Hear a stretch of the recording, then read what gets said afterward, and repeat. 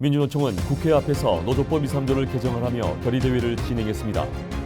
전국 공무원 노조가 11월 22일부터 24일까지 정부 정책에 대한 조합원 의견을 묻는 총투표를 진행했습니다.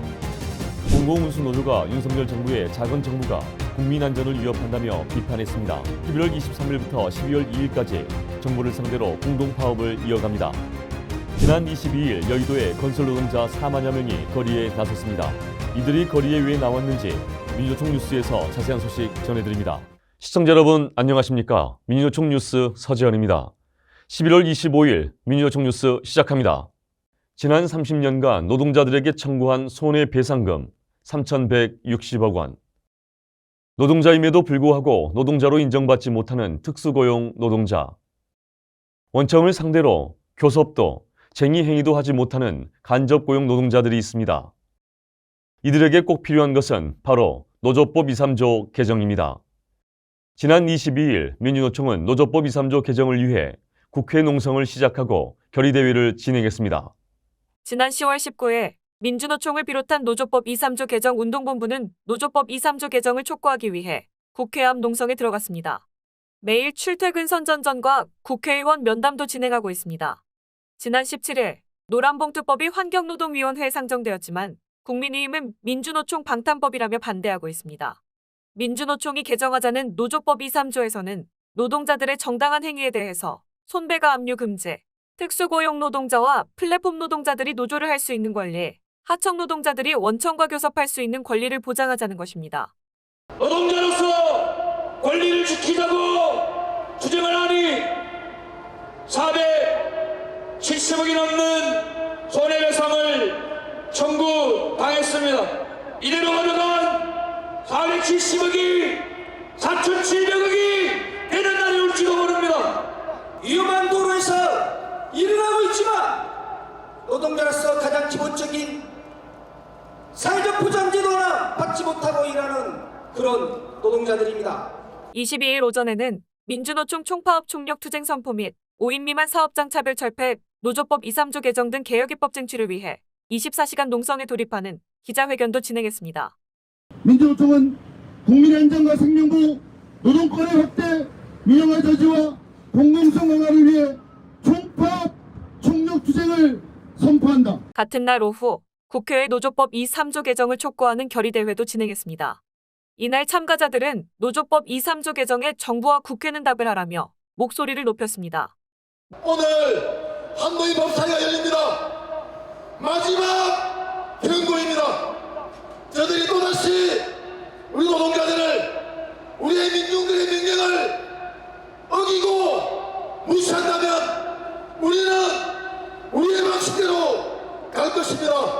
민주노총은 본대회가 끝난 이후 더불어민주당, 국민의힘, 국회 앞으로 행진을 진행했습니다. 이날 대회를 마무리하며 12월 정기국회가 종료될 때까지 대국회 총력투쟁을 전개하겠다고 밝혔습니다.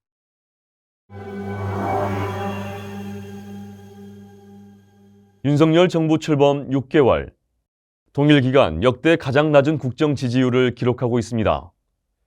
전국 공무원 노조는 정부의 대표 정책에 대해 현장의 의견을 모아 정부에 요구하기 위한 총투표를 실시했습니다. 조합원들의 의견과 요구는 무엇인지 살펴보겠습니다. 전국 공무원 노조가 22일부터 24일까지 윤석열 정부의 정책에 대해 조합원 의견을 묻는 총투표를 진행했습니다. 12구 이태원 참사 대응, 임금 인상률 1.7%, 인력 운영 계획, 공무원연금 소득 공백, 노동정책, 법인세 인하, 복지예산 축소 등 대표 정책과 현안에 대해 집행을 담당하는 노동자의 의견을 수렴한 것입니다. 이들은 현장을 지키고 집행하는 담당 공무원으로서 의견을 개진해 개선 방안을 정부에 전달하고자 총투표를 실시했습니다. 반면 정부는 노동조합의 정상적인 노조활동을 방해하고 나섰습니다. 지난 10일 행정안전부의 지방행정정책관이 행정자치국장 회의를 열었습니다. 회의에서 법령 위반, 징계를 운운하며 투표 참여를 하지 못하도록 조치하라고 한 것입니다. 행정안전부에서 전국 지자체 등 공무원 노조 소속 기관에 공문을 내려 엄단 조치하겠다, 체증하겠다, 징계 협박하고 있습니다. 그리고 고용노동부, 교육부, 인사혁신처 등 거의 모든 부처가 총투표를 막고 있습니다. 이 정부가 잘한 정책이면 결과가 좋게 나올 거 아닙니까? 뭐가 두려워 이렇게 막는지 모르겠습니다. 이들은 공무원의 의견 개진은 막으면서 문제가 생기면 현장에 떠넘기는 나라가 정상적인 나라인지 되물었습니다. 이어 정부 방해가 계속된다면 국제기구의 정부를 기소할 것이라며 강력히 대응할 것을 예고했습니다. 12구 이태원 참사 이후 국가 책임 강화와 안전사회 실현 요구가 높아지고 있습니다. 공공운수노조는 윤석열 정부의 작은 정부가 국민 안전을 위협한다며 이를 규탄하는 행동을 시작했습니다. 지난 23일부터 정부를 상대로 공동 파업에 돌입한 것입니다. 이번 파업에는 공공운수노조 10만 8천여 명의 조합원이 함께합니다. 이들이 왜 파업에 나섰는지 알아보겠습니다. 공공운수노조가 지난 15일 기자회견을 통해 23일부터 정부를 대상으로 15개 사업장 10만 8천여 명이 공동파업과 총력투쟁에 돌입했습니다. 10월 12일 공공성 노동권 확대를 위한 노정교섭을 정부에 공개 요구했지만 정부의 무대응이 이어졌기 때문입니다. 노조는 계속되는 노동사회의 안전사고에 정부가 사실상 국가 책임을 포기한 것과 교섭에 나서지 않는 것을 부당노동 행위로 규정하고 투쟁을 선포했습니다. 공공운수노조는 이 공동파업에 대해 사회 공공성 강화와 노동기본권 확대, 국민 안전을 위한 파업이라고 밝혔습니다. 공공운수노조의 이번 10만 총파업은 윤석열 정부의 잘못된 가짜 혁신 가이드라인 때문에 하는 파업입니다. 윤석열 정부는 공공기관을 민영화하고 구조조정하고 인력과 재정을 감축하는 정책을 펼치고 있습니다. 이렇게 되면 공공기관들이 국민을 위한 서비스를 제대로 할 수가 없습니다. 그리고 인력이 축소되면 우리 사회는 점점 더 위험해집니다. 이 파업의 화물연대본부는 24일 0시부터 철도노조와 서울교통공사노조는 24일 오전부터 준법 운행투쟁에 돌입했습니다. 각각 안전운임제 계약 저지와 일몰제 폐지, 부분 민영화 중단, 안전 인력 확충을 위해 투쟁에 나선 겁니다. 이 밖에도 공항, 병원, 학교, 사회서비스, 공공기관 비정규직 노동자들이 파업에 나섰습니다. 이들은 국가 책임 강화와 국민안전 실현을 위한 대정부 긴급 요구, 공공성과 노동권 확대를 위한 입법과 예산을 요구하고 있습니다. 정부가 이들의 요구에 응답하지 않는다면 투쟁은 더욱 거세질 것입니다. 산업재해로 사망한 건설 노동자는 매년 늘고 있지만 이에 대해 정부와 국회는 침묵을 유지하고 있습니다. 지난주 민주노총 뉴스에서 예고해드린 대로 지난 22일 여의도 공원 앞에 4만여 명의 건설 노동자들이 모였습니다. 이들은 건설안전특별법 제정을 외치며 결의를 다졌습니다. 매년 산업재해로 사망하는 건설 노동자들이 늘어나고 있지만 정부와 국회는 아무런 대책을 내놓고 있지 않습니다. 건설노조는 지난 21일 건설안전특별법 제정을 촉구하는 국회 토론회, 22일에는 더불어민주당 원내대표와 건설안전특별법 제정을 위한 간담회를 진행했습니다. 조속히 이 상임위에서 논의가 시작될 수 있도록 최선을 다하겠습니다. 올해 정기국회에서 꼭 건설안전특별법이 제정되어서 우리 건설 노동자를 더 이상 죽지 않게 만들어줬으면 좋겠다는 말씀을. 지난 22일 건설노조는 건설안전특별법을 제정하라며 여의도에서 건설노동자 총력투쟁 결의대회가 진행되었습니다.